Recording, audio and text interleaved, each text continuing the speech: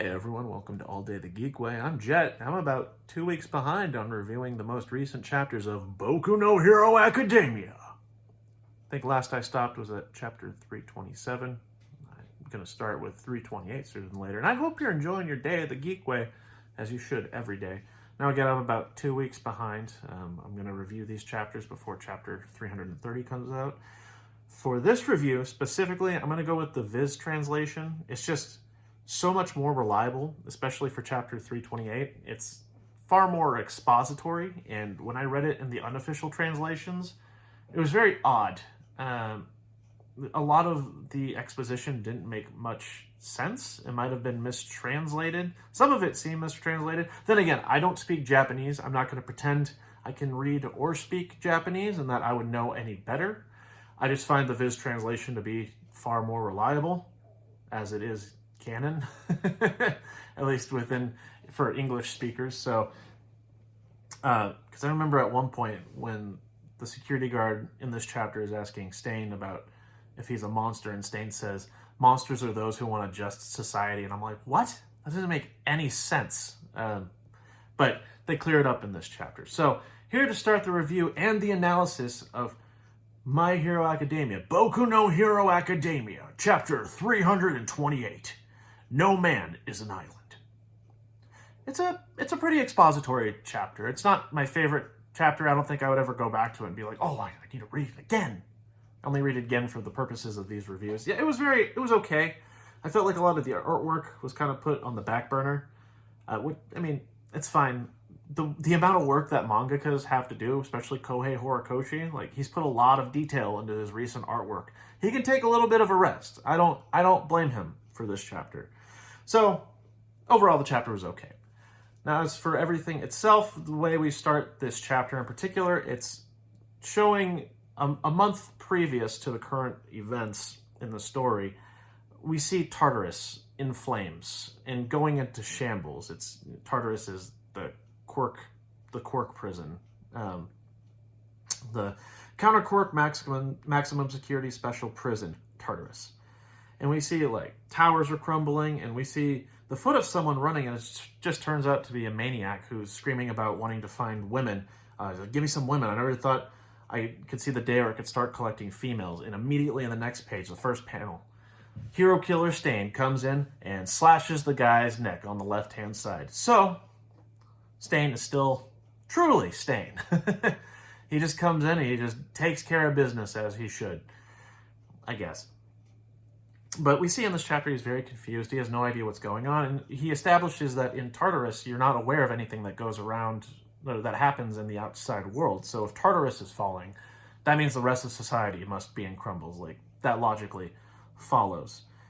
And instead of looking for a weapon to defend himself, he already had a piece of glass, it looked like, to cut someone's neck. And he's a pretty capable fighter. He's very fast. He took on Ida, Midoriya, and Shoto at the same time. Granted, he lost in that battle when they were more awakening their quirks, but he has been shown to be an insanely agile and insanely fast, insanely perceptive antagonist within the series.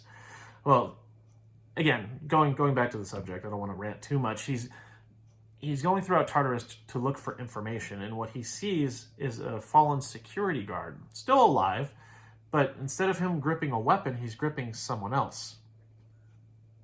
And the security guy, he's gonna die. It's on the ground. He's like, why are you grabbing this? Not a weapon. And Hero Killer Stain says, oh, I require information. And he starts getting ridiculed. And the security guard says, Chizome Akaguro, you worked with Shigura. I think I meant to say Shigaraki. That might have been a typo, but whatever. It's like, this is not for you. And this makes the hero killer think, like, oh, okay, this information matters. So he takes it, and the security guy's like, no, don't, like, you're a killer. This information has to get to the right people, and I have to do this job, like, in his dying breaths.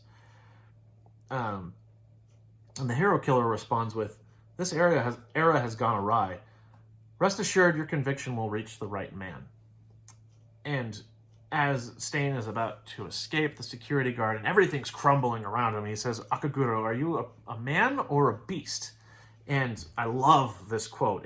You see a side view of Hero Killer. It's like on his back, but you see his face turning toward the security guard. And he says, "I'm merely an ally with the world as it should be, but a beast all the same."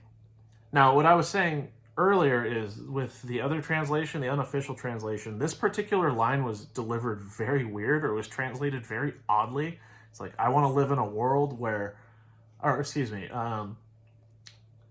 the only monsters are those that want to reach for a just society. I thought that was super weird, that translation. This one makes a lot more sense. He's saying like, yeah, I want to see the world as it should be, but I'm a beast.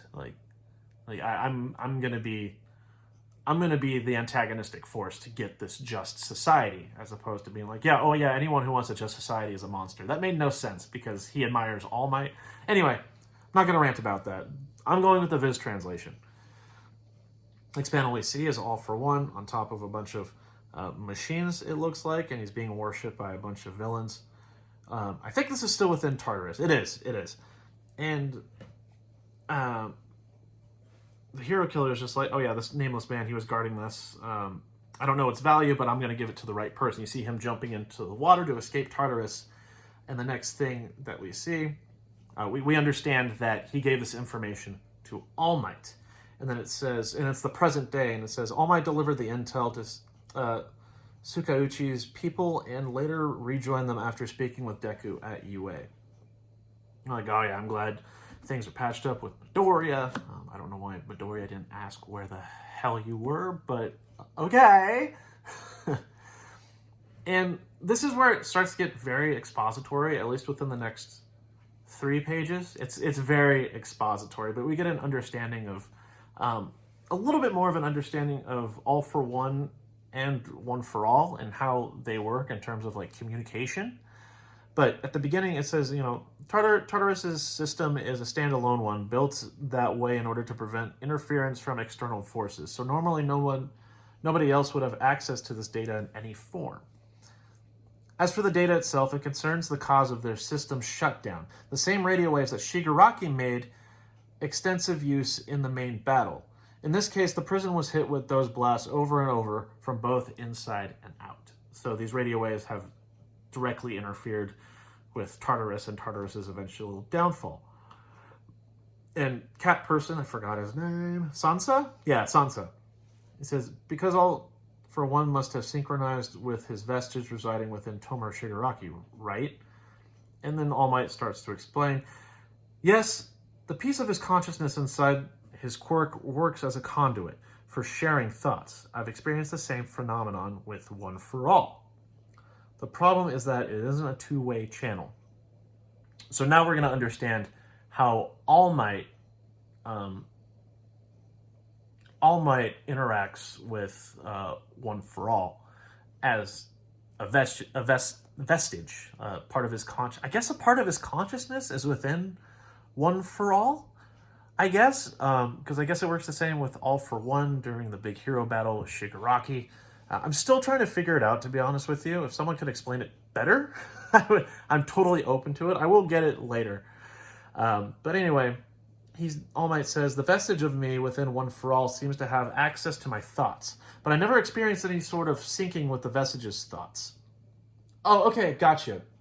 So he can transfer his thoughts into the vestige, but the thoughts of the vestige won't transfer back into All Might.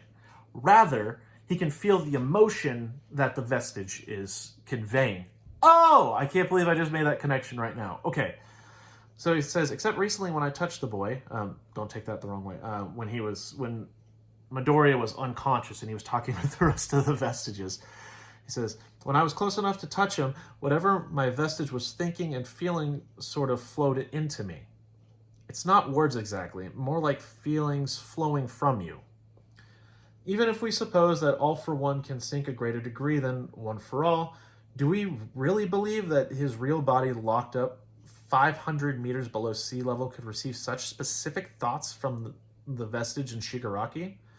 Sansa says, stranger things, right? Kind of like a twin connection. And then Tsukauchi, that could very well be, but in this case, they use those radio waves to communicate. And it shows Shigaraki, and he says, it was during the Hero War, These radio waves can be used as signals to give the Nomu very specific commands. So, yeah, so he can convey specific radio waves to give orders, so it's not outside of the realm of possibility that even within 500 feet or 500 meters below sea level, those radio waves could still get to All for One. Okay. Tsukiyuchi says, we should assume that a man in possession of that same quirk could receive and interpret those waves. And the waveform data on that storage media resembles a conversation. Sansa. Then it's already been decoded? What are they saying? I'm guessing it's Tsukiyuchi. Quote, make him complete in 38 days, unquote. And then Sansa says, but based on the research from Central Hospital, I thought we had 2 months, no? He could have rigged the results, All Might saying this, he could have rigged the results we were bound to get. He could have rigged the results we were bound to get as a bluff. Only he and his vestige could interpret that correspondence at the time. So if we assume they discussed the true schedule, then Tomo Shigaraki will be a complete vessel in 3 days' time. Okay. So things were a little bit more rushed than we had originally anticipated, where it was 2 months, 38 days, that's way less than 2 months. Not way less, but let's see. Nah, it's way less. And next thing we get is we're seeing the perspective of what I assume is the United Nations, and a bunch of members in the United Nations are discussing with each other what to do about the crisis going on in Japan. But they've received a direct request from All Might to receive help from heroes of other countries. And they're like, oh, this dispatch can't happen in a day. There's a lot of red tape. And he says, even in the best of times, an international deployment effort takes a staggering amount of procedure and paperwork. Ugh, that's not good. And we don't get to see the faces of these members. I'm assuming it's not important. It's more of just like showing the political side compared to what's happening in the reality. So the faces of these members aren't exactly important. We just know that they represent their countries. One of them says, the strength of our heroes is directly tied to domestic power. When they go abroad, a nation is less able to deter attacks and the balance crumbles. So heroes in their own country are a good defense system. Cool. Any large-scale deployment tends to encourage the major crime syndicates to stir up trouble, but this time is worse than ever. Countries all over the world are in turmoil, almost as if those syndicates are working together. Crazy! It's like they're all tied together. Maybe they know someone named All for One. Anyway, according to Interpol, the man known as All for One has underworld connections in a number of countries. Oh, well, you know, the thing I just said, that I read the chapter before, but the thing I just said. And they start talking about other heroes from different countries. So we have,